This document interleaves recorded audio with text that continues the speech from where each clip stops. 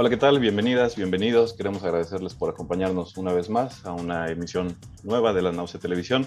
El día de hoy tenemos el gusto de que nos acompañe parte de la alineación que ya ustedes conocen, el doctor Rafael de la Garza. Rafa, ¿cómo andamos? Jesús Medina, maestro, doctorante también, y Varenka Servín. Entonces, bueno, queremos platicar con ustedes el día de hoy sobre acontecimientos recientes y trascendentes también para la historia política del país, para la conformación de la Cuarta Transformación o de la autollamada Cuarta Transformación hacia los últimos 3 años de este sexenio, y que tiene que ver con un acontecimiento muy particular que se suscitó el 27 de agosto pasado, el viernes, que fue la primera conferencia de prensa en más de 600 que lleva el presidente o algo así, dijo en su mañanera ampliada, en su informe, que fue la primera vez que no pudo darla. ¿Por qué? Porque hubo un bloqueo por parte de, no nada más, pero principalmente por parte de maestros de la Coordinadora Nacional de Trabajadores de la Educación, de la CENTE. Y bueno, queremos analizar ese tema, pero darle una perspectiva, como aquí lo hemos hecho en distintos temas, un poco más amplia, y empezar por el contexto histórico. Yo nada más diría que hay un filósofo alemán de hace unos 200 años, del que tiene bastante culpa todo, que dijo que la historia se repite. Y después llegó otro filósofo barbón que dijo que se repite, pero primero como tragedia y después como farsa. Entonces, en ese sentido, habría que revisar los últimos años de la historia de México y del sector educativo, y en particular de lo que es el Sindicato Nacional de Trabajadores de la Educación y la CENTE. Para eso, te pido tus primeras impresiones, Varenka. ¿Qué nos puedes comentar en este sentido?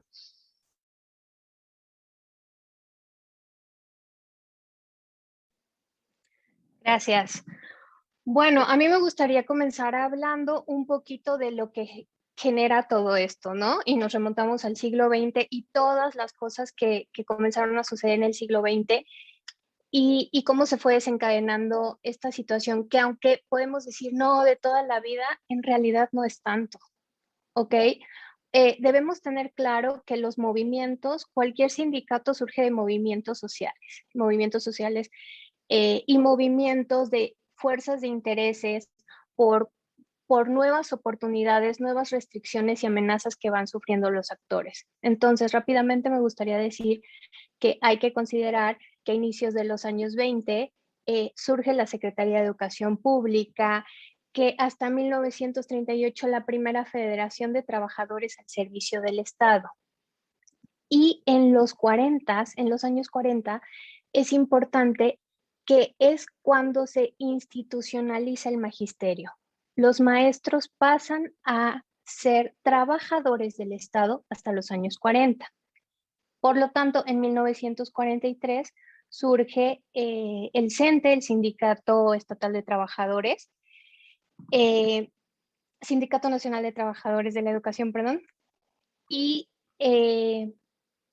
empiezan a pedir estos elementos que cualquier trabajador para nosotros en nuestra cotidianidad decimos, bueno, son naturales, eh, la regulación de los salarios, médico y medicinas, prestaciones laborales, beneficios, contratación, derecho a huelga, porque no tenían las prestaciones laborales ni los elementos laborales que nosotros consideramos básicos, obvios, ellos no los tenían. Entonces es lo que empiezan a demandar, empiezan a pedir seguridad social, no tenían acceso a muchas cosas que actualmente se consideran como que con eso nacimos, no, se fueron ganando.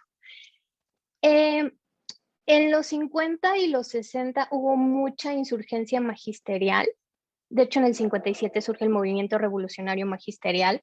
Eso es importante. Hubo mucha movilización. Nos estamos acercando a los 60. Conocemos las cuestiones magisteriales estudiantiles que surgen en esa época y también hubo mucha rebelión al interior del CENTE. Me disculpo por el perrito. Con esta rebelión, en el 79 surge la CENTE, la coordinadora, como un grupo disidente del Sindicato Nacional. Y hasta ahí lo dejo en este momento. Gracias, Vale. Sí, bien importante toda esa contextualización. Digo, este es el año de efemérides, los inventados 700 años de la fundación de México Tenochtitlan, los 500 de la conquista, los 200 años de la consumación de la independencia, y son los 100 años también en octubre de la fundación de la Secretaría de Educación Pública, la primera que, como comentaba Vare, pues va profesionalizando un poco la educación en el país. Y precisamente para llegar a finales de los 70, pues hay que recordar que el Partido Comunista Mexicano, por ejemplo, fue ilegal desde los 50, precisamente hasta la reforma del 78, que abre el campo institucional a la participación de esos partidos, pero lo cierto es que dentro del marco institucional no pueden entrar todas estas nuevas demandas y en ese contexto surge también nuevos movimientos, uno importante al centro, al dentro del movimiento magisterial, que es la CENTE. Entonces, Rafa, te pediría yo que nos siguieras contando aquí el hilo de la conformación de la CENTE, del contexto histórico, a partir de su fundación. Sí, claro que sí, Héctor. Saludos a todos en la mesa, saludos al auditorio. Efectivamente, como menciona Vare, el proceso es un proceso que inicia a partir de los años 20 con el gobierno de Obregón, cuando José Vasconcelos se hace cargo de la fundación de la Secretaría de Educación Pública. Y después será en los años 30, sobre todo durante el cardenismo, cuando hay un aumento en la importancia y la dinámica magisterial, pero no será hasta el gobierno de Ávila Camacho, perdón, con Torres Bodet, que se funda el Sindicato Nacional de Trabajadores de la Educación como una de las principales políticas educativas del gobierno de Ávila Camacho, con la intención de disminuir hasta cierto punto y de aumentar, de disminuir la autonomía de un gremio políticamente muy importante en el país y iniciar un proceso de control del gremio, ¿no? Que va a ser llevado a cabo a pesar de protestas como el movimiento magisterial encabezado por Otón Salazar en los años 40 y 50, que van propiciando una discusión y una lucha política al interior del sindicato.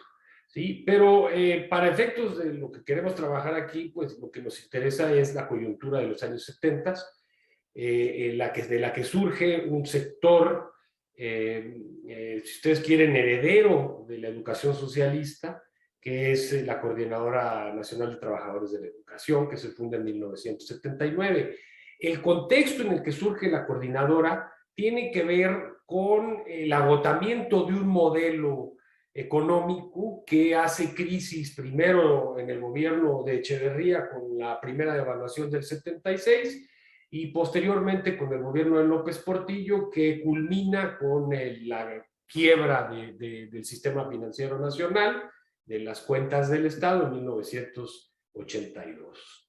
Esos años de los 70 serán años de reconfiguración de las organizaciones de trabajadores, sobre todo de los trabajadores de la industria, pero también de distintas áreas. Yo recuerdo muy bien al Sindicato Único de Trabajadores de la Industria Nuclear, por ejemplo, que tenía una fuerte presencia en los años 70, pero una de las cosas que define la dinámica organizativa de los trabajadores es la formación de coordinadoras. Es la época de los 70 en la que surge la Coordinadora Sindical Nacional, la COSINA, ¿sí? Que básicamente lo que quiere es reunificar, ¿no?, a los trabajadores para poder ofrecer un frente con mayores posibilidades de sacar adelante sus demandas.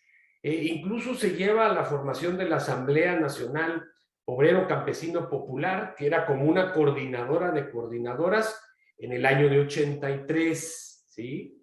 Y es en este contexto, ¿sí?, precisamente con la cruda, si ustedes quieren, de la represión del 68 y de la guerra sucia, que surge, ¿sí?, otras coordinadoras como la Coordinadora Nacional Plan de Ayala, la Coordinadora Nacional del Movimiento Urbano Popular, la CONAMU, y es precisamente, ¿no?, el momento en el que surge la Coordinadora Nacional de Trabajadores de la Educación. ¿Sí? Yo creo que en parte por eso lleva este nombre, la idea de coordinar. No es un sindicato, sino es una coordinadora.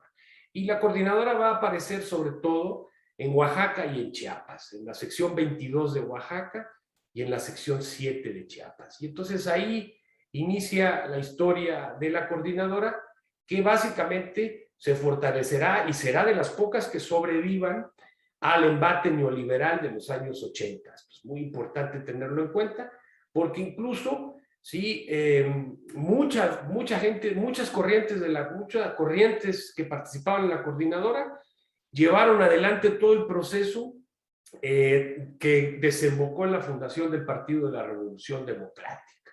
En este sentido, sí, la coordinadora forma parte, no nos cabe la menor duda, de todo este proceso de insurrección y de movilización que generaron las reformas estructurales que surgen en los años 80 y después con Carlos Salinas de Gortari.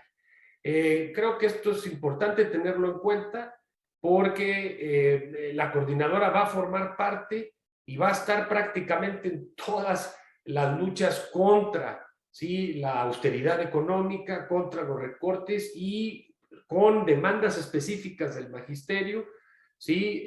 Como la idea del aumento salarial, romper con el tope salarial que había impuesto Salinas, entre otros, y ganando nuevas secciones como la sección 9 del Distrito Federal y avances en otros estados del país.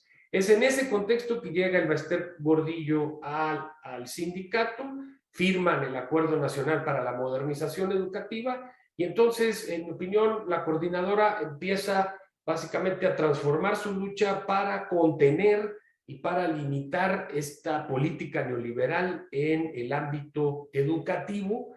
Y yo creo que uno de los momentos más importantes, que tiene muchos, hay que decirlo, en términos de participación y de movilización, pues es la Comuna de Oaxaca en 2006, como ustedes recordarán, porque forma la coordinadora el hueso duro de la Asamblea Popular de los Pueblos de Oaxaca. Y ahí la coordinadora tiene un papel fundamental, es muy importante, son los que inician de alguna manera la protesta, y bueno, yo creo que esto nos da una idea de lo poderoso que es este sector del magisterio, de lo bien organizado que está y de lo claro que tiene en términos de las luchas y de lo que pretende, ¿no?, su lucha política. Yo lo dejaría ahí. Claro que ahí no termina, vendría el ciclo posterior, ¿sí? Pero bueno, eso ya no me quisiera yo meter ahí en esa parte. Sí, gracias, Rafa. Gracias. Digo, fundamental recordar, pues, yo creo que el gran logro del régimen revolucionario es precisamente la corporativización que se hace de grandes sectores de la población, incluido, por supuesto, el CENTE, que muchos se ha dicho que es el sindicato más grande de América Latina y demás. Pero lo cierto es que la CENTE surge como una corriente democrática, que pues lo que busca es, o al menos en sus declaraciones de principios, es democratizar el sindicato, democratizar la educación y, por tanto, porque no son tres cosas distintas, son tres cosas que van de la mano, democratizar el país. Entonces, en ese contexto, como bien dices, hay ese surgimiento, hay procesos locales, por ejemplo, el caso de Chiapas, que Hernández Navarro lo relata bastante bien, ese proceso de conformación, como a raíz de procesos inflacionarios locales, por el boom petrolero y demás, pues los maestros siguen en un régimen de excepcionalidad laboral, que es una de las demandas que siguen estando presentes, y que, bueno, ha ido conformando ese movimiento a lo largo de los años. Jesús, pues aprovechamos para irles invitando a revisar programas anteriores. Hemos hablado ya de normales rurales.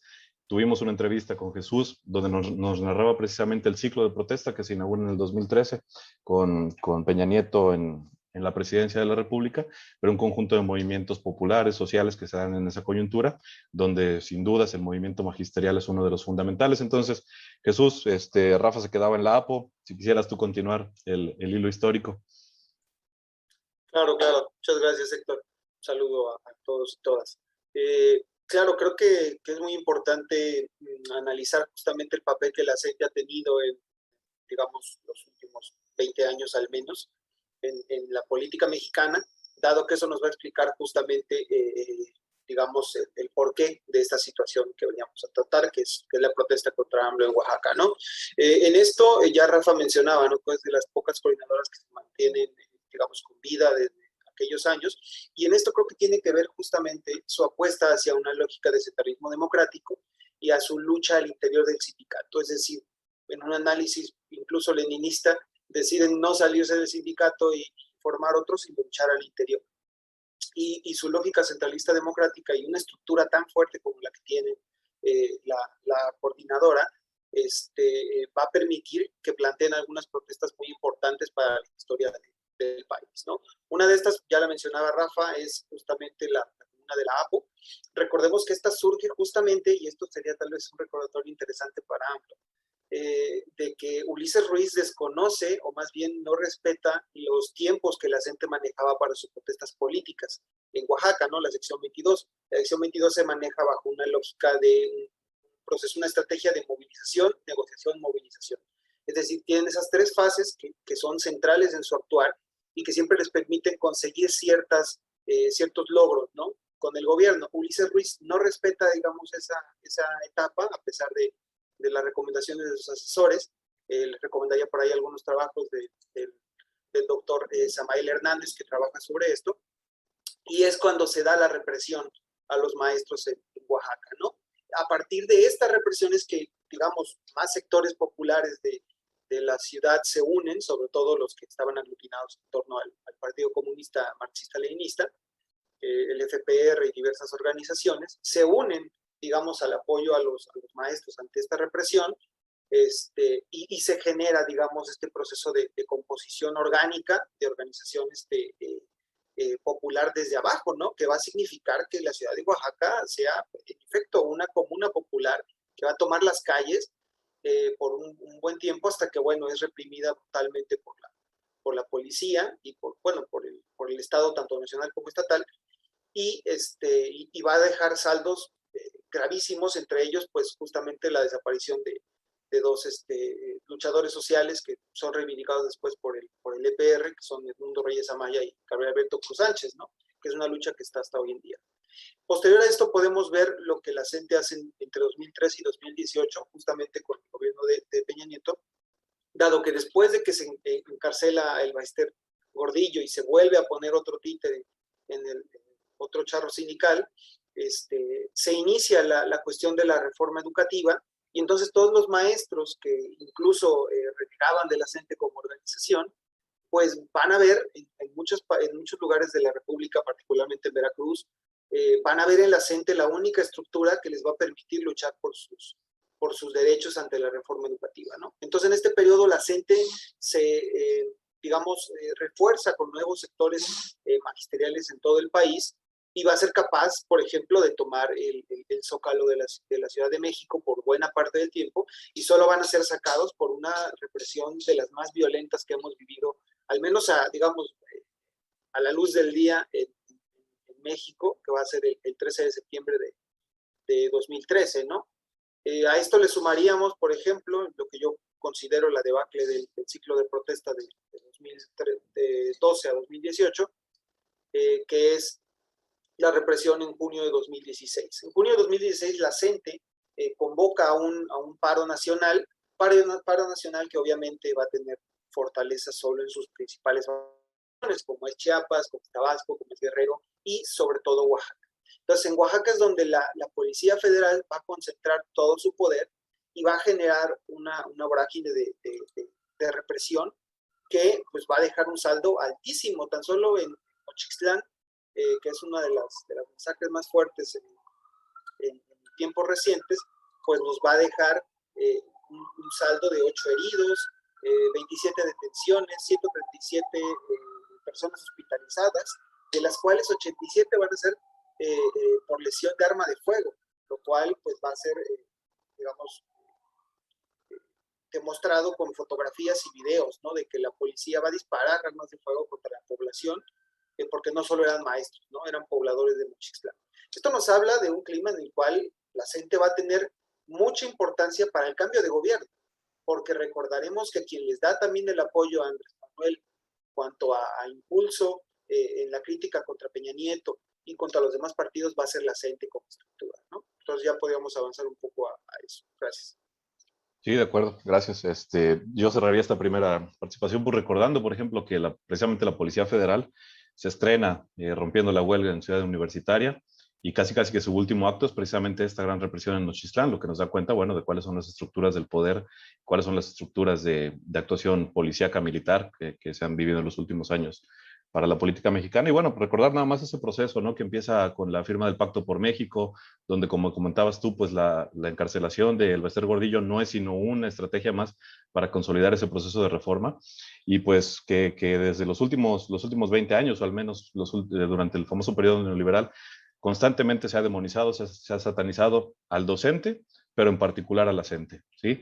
Entonces, como bien dices, fue un apoyo importante para el triunfo electoral de 2018 y sin embargo, bueno, para ir enlazando con la segunda parte de la mesa, sin embargo, vemos cómo en las últimas semanas, particularmente después de la conferencia del 27 de agosto que no pudo llegar a dar el presidente, pues hay modificaciones en el discurso. Si bien en la práctica lo cierto es que el maestro sigue estando precarizado, las entes siguen sin cumplírsele sus demandas. Y bueno, hay un cambio, como quiera que sea, hay un cambio en las lógicas de relación entre la CENTE, entre la coordinadora y el gobierno federal. Entonces te pediría yo, Varenka, si nos pudieras comentar qué es lo que pasa el 27, por qué se llega al 27 de agosto, cuáles son las demandas más puntuales de la CENTE, al menos actualmente. Gracias. Antes de esa ocasión ya llevaban 18 asambleas nacionales. Una mesa era de Chiapas, llevaban 18. ¿Y en qué quedaron? Que si no se les respondían a sus demandas, iban a seguir al presidente a todos lados. Entonces fue lo que sucedió en esta ocasión en Tuxtla Gutiérrez.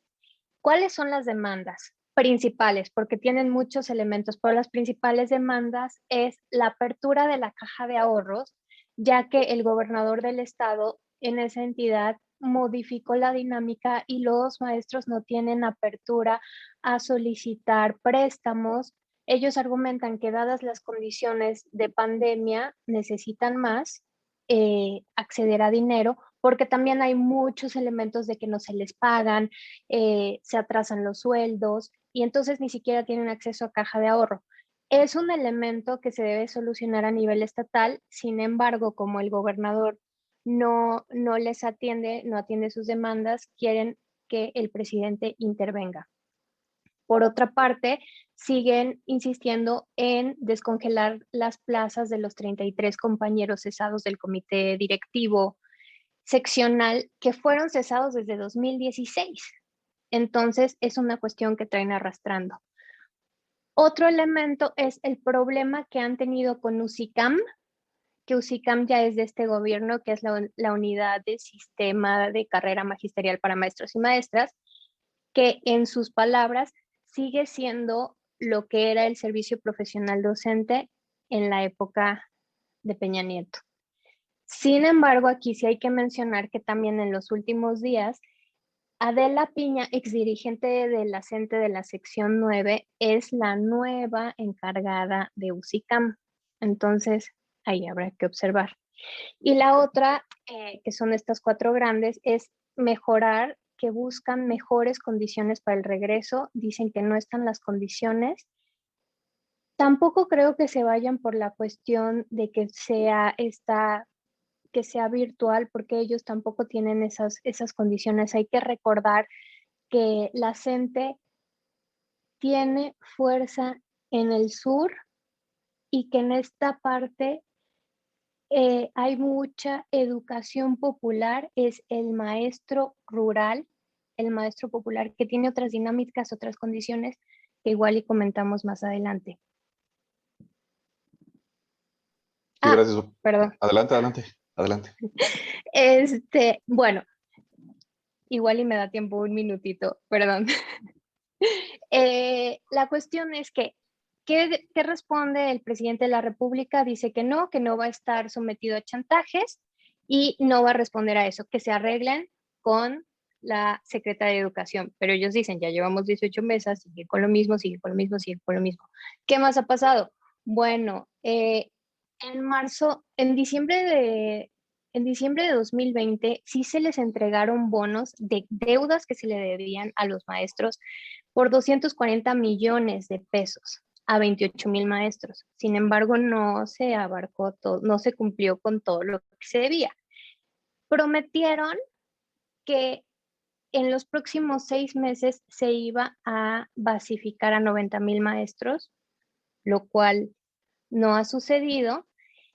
Y bueno, sí sucedieron acuerdos entre el presidente y la CENTE, pero ahorita el presidente dice, ya no.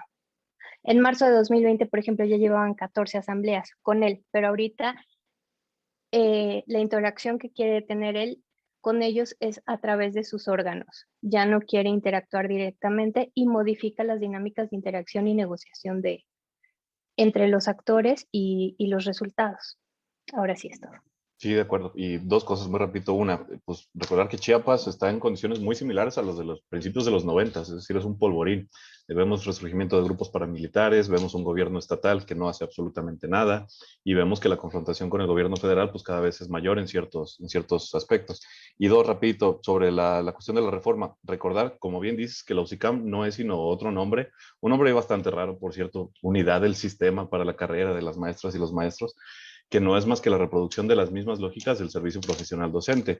Es decir, lo único que hizo la reforma educativa, si se le puede llamar reforma de este sexenio, fue eliminar el aspecto punitivo de la evaluación, pero de ahí en fuera todo lo demás sigue igual. Es decir, no hay reformas curriculares, no hay reformas a profundidad. Y recordar que tan solo la evaluación ya estaba prácticamente desechada desde mediados del sexenio de Peña Nieto. Es decir, hubo 3 procesos de evaluación y de ahí se tuvo que suspender. Entonces, bueno, eso es un gran pendiente del gobierno federal. Y yo recordaba precisamente en el informe del presidente diciendo que el gran aporte de la cuarta transformación es la transformación de las conciencias. Yo creo que sin educación no puede haber una transformación de las conciencias y esa parte pasa inevitablemente por el trabajo docente. Jesús, ¿qué nos quisieras comentar en este sentido? Sí, bueno, creo que ya ha rescatado muy claramente la cuestión de que no se les está respondiendo a los maestros. Más bien quisiera hablar un poquito sobre justamente la dinámica de relación que mantienen con ellos, más allá de la respuesta a sus demandas. En ese sentido, bueno, como señalaba, la CENTE, si bien, al igual que otras organizaciones populares amplias que estaban muy fuertes en ese momento, como era la Coordinadora Nacional Popular, que enarbolaban los padres de los 43 o diversas organizaciones sociales fuertes, no se pronunciaban por, digamos, apoyar a AMLO directamente porque sus mismas dinámicas internas se los prohibían. Buena parte de los maestros, sobre todo en Oaxaca, en Chiapas y en Guerrero, hicieron el voto masivo hacia Andrés Manuel porque justamente lo veían como una oportunidad. Esto ya se les ha presentado otras ocasiones, por ejemplo, también con la sección 22, en el sentido de que tanto Ulises Ruiz como Gabino Cue eran vistos como una alternativa, pues, al priismo y pues, a tener un entorno que les dejara al menos trabajar, ¿no? Sin la represión constante del Estado. Parece ser que con Andrés Manuel está pasando lo mismo. ¿Por qué? Porque más allá de que no les responda y de que les dé largas, pese a haber sido muy importantes para su llegada al poder, está la cuestión de la represión. Con respecto a esto, podríamos revisar que después de lo que pasó ahorita con estos reclamos que la CENTE le hace a Andrés Manuel López Obrador, hace algunos días, de hecho apenas el 3 de este mes, fue ejecutado, ¿no? Extrajudicialmente un luchador social integrante del Frente Popular Revolucionario allá en Oaxaca, que como sabemos el FPR está en una organización constante con la CENTE, incluso integrándolo, ¿no? Desde dentro en el frente clasista que, digamos, al interior de la CENTE se desarrolla, y asimismo como una serie de amenazas contra organizaciones también aliadas, como va a ser, por ejemplo, el COVIC, que es la organización que se estructura después de la represión en Nochistlán, ¿no? Quienes tampoco han tenido respuesta por parte del gobierno federal con respecto, pues, a justamente los saldos que dejaron, tanto en muertos como en personas lesionadas de por vida, ¿no? Esto es muy importante porque pues, nos revela que este entorno que parecía al menos ser más amigable para las organizaciones sociales, no lo es, ¿no? Se sigue manteniendo un terrorismo de Estado contra todas las organizaciones sociales y particularmente pues contra la CENTE, ¿no? Por ser una de las más grandes y de las que más le está planteando cara al gobierno actual. En ese sentido, pues sería bueno revisar próximamente cómo se va a desarrollar la situación, porque la CENTE pues tiene la experiencia de lucha y no va a parar, digamos, hasta que sus demandas sean al menos mínimamente concedidas, ¿no? Sí, de acuerdo, gracias. Y pues fundamental esto que comentas, ¿no? Que digo, desafortunadamente este gobierno que se asume como transformador, como reformador, pues no reforma ni transforma, sino que mantiene muchos de los esquemas que ya hemos visto en el pasado. Y el discurso, bueno, ni hablar de que ni frenan ni la gente detienen al presidente, esta comparación absurda y pues validada hasta cierto punto por algunos de los ideólogos, entre comillas, de la 4T. Esta caricatura del Fisgón fue francamente patética y donde sabemos que hay un uso político por parte de los grandes empresarios, de Mexicanos Primero, de Mexicanos contra la Corrupción, pero en lo simbólico está el detalle y no puedes poner al maestro de la CENTE sonriendo, abrazado a este X González, ¿no? Entonces, en ese sentido, Rafa, pues la correlación de fuerzas, ¿qué es lo que pasa? Sí, sí, la caricatura, pues mejor, mira, la verdad, eh, son de esas muestras para documentar nuestro optimismo, como diría el fallecido Monsiváis. Yo quisiera un poco regresarme a lo que comentaba Varenka. ¿Cuál es la contradicción entre el gobierno de la 4T y las organizaciones en general y en particular de la CENTE? La austeridad económica. Tú no puedes, ¿sí?, pagar, contratar y darle certeza a los trabajadores de la educación si no abres la llave de los recursos. Y si lo que estás haciendo es recortar, ¿sí?, en esta visión de austeridad y recortar incluso al sector educativo, porque se le ha recortado en todos los niveles. Obviamente, esto no es una contradicción enorme. Y la muestra está en que se han reunido con la presidencia de la República más de una docena de veces y simple y sencillamente no lo logran resolver. Al grado de, como dice Vare, pues ya el presidente dice, no, pues es que ya esto ya sale muy costoso. Se lo pasamos a la maestra para que ella pague el costo político, pues de no poder, ¿sí?, hacer realidad lo que se supone que se logra en la mesa de negociación, ¿sí? Y la puntilla, digamos, el momento ya en donde se hace esta diferencia pública, pues es en el famoso bloqueo, que dicho sea de paso, señor presidente, váyase a otro lado y haga su mañanera en otro lado. Ah, no, hizo el berrinche, ¿sí?, amparado en el viejo presidencialismo autoritario que él dice combatir, y dice, no, al presidente no le pueden hacer esto, porque el presidente es el dueño del país.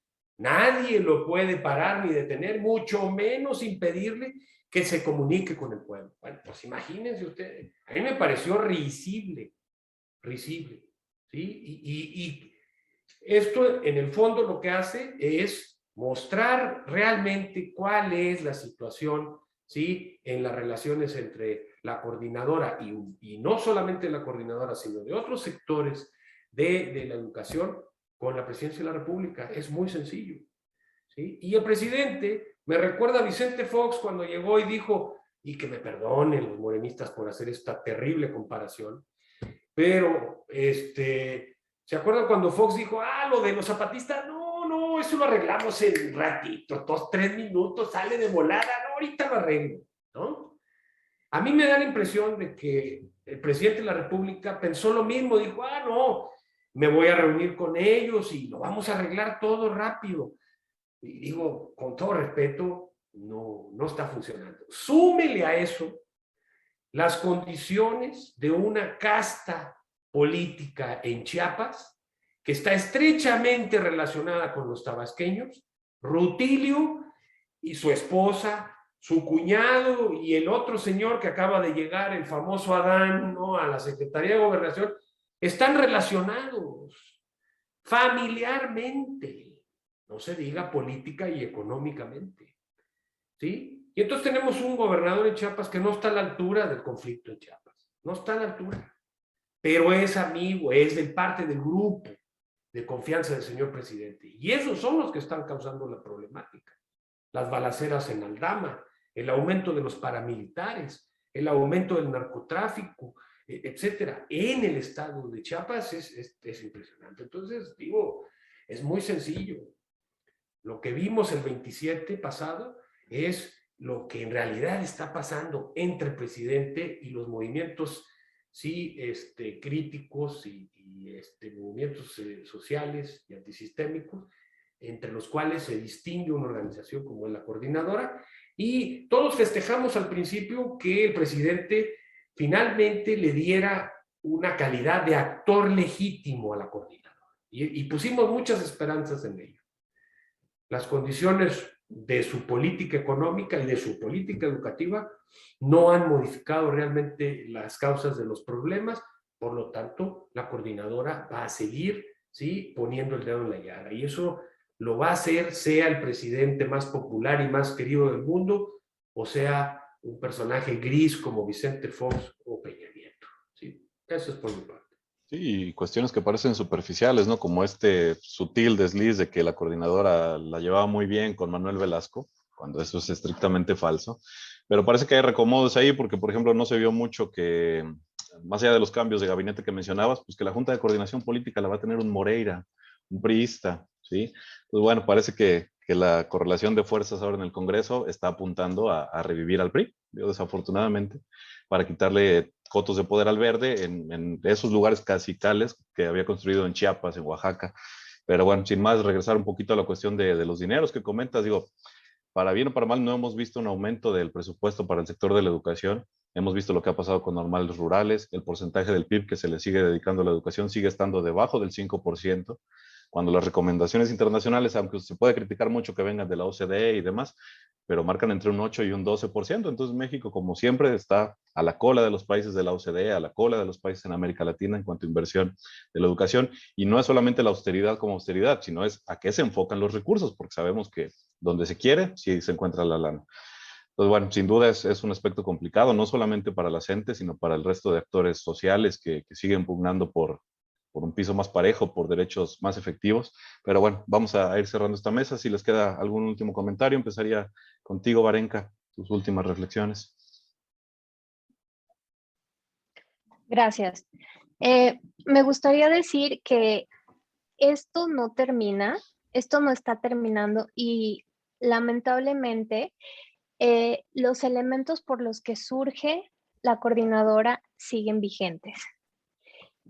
Los elementos de las reformas de los años 70, 80 en México empezaron a desarticular a las normales rurales, empezaron a implementar, como empezó todo este proceso de tecnologización y empezaron estas evaluaciones estandarizadas en los 90 y todo, ellos empezaron a crear proyectos alternativos de educación, solicitaban autonomía para tener otro tipo de dinámicas, otro tipo de evaluaciones y no ser sujetos a tener que ponerse el mismo chaleco y entrar en la misma, en el mismo molde que todos, dadas las condiciones que tienen los estados donde principalmente se mueve la gente. Entonces, eso sigue sucediendo, lamentablemente sigue sucediendo, y se le suma otros elementos propios de nuestra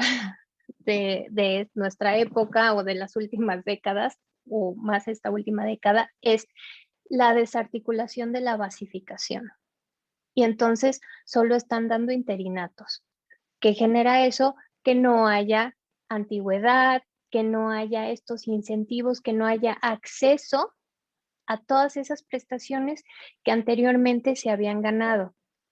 Ni siquiera que te puedas jubilar. O sea, no puedes, alguien nuevo o alguien de los últimos años no se puede plantear una cuestión de jubilación.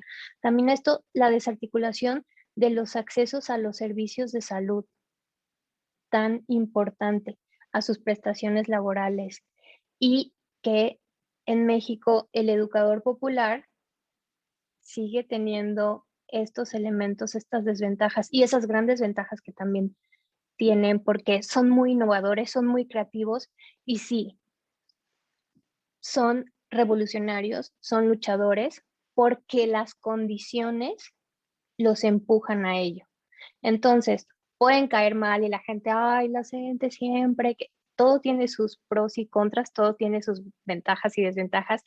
Todo puede ser bien direccionado, pero también el camino al infierno está construido de buenas intenciones. Entonces, hay que ir sopesando y no catalogar porque son muchos los elementos que influyen y sí es importante ver las condiciones y la legítima lucha y defensa por mejores condiciones laborales del educador popular. Eso sería todo. Gracias, Vare. Cuando hablamos de privatización de la educación, para el caso mexicano, no nos referimos a que la escuela primaria se ponga a la venta a ver qué actor privado la quiere comprar. Nos referimos a que, como bien dices, de facto y no de jure, pues cada vez con menos recursos se ve obligado a que cada vez intervenga más la educación privada, mientras que la educación pública pues cada vez está más marginada. Insisto, ese esquema se sigue repitiendo. Jesús, tus últimas apreciaciones. Claro, bueno, creo que lo que queda claro es que la política que el presidente y que sus representaciones estatales han tomado con las organizaciones sociales son incorrectas. El transformismo que intentaron en términos gramscianos, es decir, integrar algunos personajes de estas disidencias a sus estructuras, han fallado, ¿no? Y esto, digamos, un claro ejemplo es Veracruz, ¿no? Cuando un gobernador como Cuitláhuac pone a un personaje impresentable como Yacen Escobar en la Secretaría de Educación, creyendo que con esto va a tener tranquilos al magisterio veracruzano, cuando ni siquiera les puede dar la cara, ¿no? Y aparte, pues, de sus evidentes carencias en cuanto a capacidad de gestión de la educación.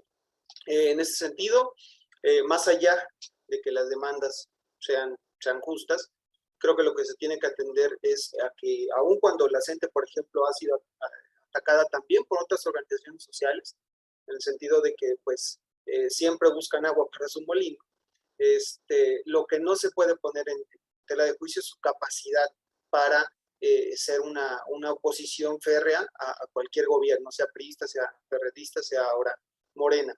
Y si cree que los va a poder tener maiceados, digámoslo así, está muy equivocado, ¿no? Entonces se vienen en momentos interesantes para el gobierno de Andrés Manuel y pues también para organizaciones como la CENTE, ¿no? Eso sería todo.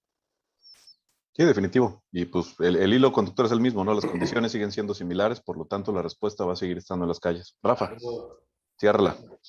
Sí, pues sí, digo, perdón, pero me agarro de ahí lo que dice Vare. Es un hecho histórico, no está sujeto a interpretación.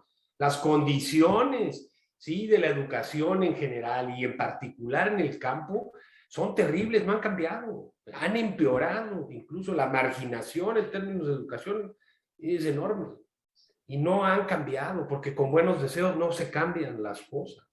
Entonces, digo, yo ya en la imaginación, pues ya se vale de todo, ¿no? Estoy sano y bueno, no crean ustedes que estoy estimulado de ninguna manera, son cosas que van conmigo, pero yo pienso, oye, ¿cuánto cuesta construir 10,000 escuelas en el campo mexicano? ¿Cuánto cuesta ponerles internet a todas las escuelas del país? A todas las escuelas del país. ¿Cuánto cuesta eso? Y comparemos ese costo con lo que está costando ahorita el Tren Maya y el corredor transísmico. Compárenlo. ¿Sí? El dinero que mandó el Fondo Monetario Internacional, que se discutía que el presidente decidió, porque pues es como su cochinito, vamos a pagar deuda con eso. ¿Por qué no lo usamos para mejorar nuestros lugares, nuestras escuelas? ¿Sí? Mientras eso no cambie, mientras siga esa lógica de depredación del sistema educativo nacional, de desarticulación del sistema que generaba maestros formados como maestros. Yo se los digo porque yo soy un maestro, pero no fui formado como maestro. No podría ser capaz de dar clases en la primaria porque no tengo esos elementos. No sé por qué me dejan dar clases en la universidad, pero bueno, no soy el único. La pregunta es, digamos, tenemos que realmente dar un golpe de timón en términos de política educativa para realmente modificar las condiciones y crear condiciones que generen lo que el presidente ha estado una y otra vez mencionando. La violencia debe ser básicamente a través de tener a los muchachos en las escuelas, de crear oportunidades, de generar un ambiente de derechos, ¿sí? Y eso no es lo que estamos viendo. Las condiciones no están cambiando, están empeorando. Y usted va ahora a la Benemérita normal veracruzana y hay cupo, no se llena. ¿Por qué? Muy sencillo, porque ahora usted ya no va a tener una plaza de manera automática si estudia ahí. Ahora usted va a competir con un licenciado de X, Z o Y, ¿sí? A lo que no me opongo. Pero la columna vertebral del sistema educativo nacional, que surge precisamente desde los años 20 y todavía después, y sobre todo con el plan de 11 años en los años 50 y sobre todo los años 60 y 70, es el normalismo. Y sin el normalismo, sin producción pagada por el Estado de maestros, básicamente el sistema se derrumba. Y no han cambiado eso tampoco la 4T. ¿Sí? Y ese es un proyecto neoliberal que viene desde Ernesto Zedillo y de división del gremio a través de carrera magisterial y de tortibonos y de demás reconocimientos, etc. Y encima súmele usted un sindicato corrupto hasta la médula que el presidente no ha tocado ni con el pétalo de una rosa. Así que, pues digo, ¿qué querían? ¿Que le hicieran vaya al señor presidente para que lo dejaran ir a decir cuántas cosas está haciendo por el sector educativo? No, yo creo que la densidad moral de la coordinadora es la de las pocas que está poniendo el dedo en la llaga y que está mostrándole no solamente a los maestros, sino a todos los que vivimos en este país, que las cosas no son como las pintan en las mañaneras. Con todo respeto para Morena, para todos esos movimientos que han trabajado y que trajeron al presidente a Andrés Manuel, donde está. Y entre ellas, la coordinadora. Entonces yo no creo que la coordinadora se merezca ese trato. Se debe continuar su reconocimiento como actor político legítimo. Y bueno, si el ambiente que Morena y el presidente priva entre ellos es el de la caricatura del fisgón, prepárense, porque la gente no se va a dejar. Y muchos de nosotros que lo apoyamos, tampoco. Gracias. Sí, Rafa. No, vaya, la cuestión del normalismo es fundamental, ¿no? Y como bien dices, no es necesariamente que tenga que ser estrictamente garantizada la plaza al salir de la normal, pero lo que sí es cierto es que la normal vino a cambiar un sistema lancasteriano de educación hace 100 años y que tiene, al final de cuentas, un objetivo social. La educación normalista es una educación con carácter social. Voy a cerrar esta mesa con una anécdota, a lo mejor un poco irrelevante si ustedes quieren, pero piensen ustedes la cuestión de la vacunación. A todos los municipios del país se llevaron vacunas, excepto para el sector docente. El sector docente se tuvo que trasladar desde sus municipios hasta ciertos puntos. Entonces, parece algo muy elemental, pero nos da cuenta de que el trabajador de la educación sigue siendo un trabajador de segunda, que sigue manteniendo un régimen de excepción, a pesar de lo mucho que se, insisto, que se ha satanizado a la carrera profesional docente, que sí tienen muchas vacaciones y demás, pero lo cierto es que tan solo piensen en la cuestión de a trabajo igual, salario igual. Bueno, eso no existe porque hay condiciones, hay áreas. Dale. Interinatos es outsourcing, maestros. El interinato es outsourcing, y lo dijo la Varenca con todas sus letras. Perdón que lo diga. Y esa es la estrategia, en lugar de privilegiar la formación de maestros y la estabilidad laboral. Porque yo prefiero un maestro que tiene estabilidad laboral que un maestro que gana 60 pesos la hora y no tiene ningún derecho, como sucede en la mayoría de las escuelas privadas de este país. Por favor. Y lo mismo pasa en Pemex, porque ese argumento después se utiliza para decir, no, es que tienen una plantilla infladísima de trabajadores, pero no, lo cierto es que no tienen trabajo 6 meses al año. Pero bueno, vamos a dejarla por aquí. Gracias a los tres. Les invitamos a seguir viendo los programas de la Nauce Televisión, que afortunadamente ahí van avanzando. Compartir el contenido, dejarnos por ahí un comentario, un like. Y bueno, estamos en contacto y nos vemos en la próxima. Gracias.